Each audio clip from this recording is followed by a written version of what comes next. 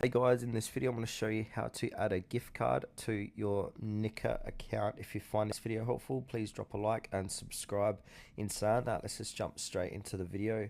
Alright, so I'm over at Nykaa.com. From here, I'm just going to put in a random product. So I'm going to click on bath and body.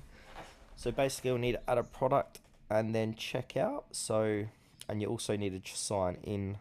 I'm not going to sign in for this demonstration. I'm just going to put a random product into my cart. So I'm going to click on this body wash. So I'm going to click on add to bag.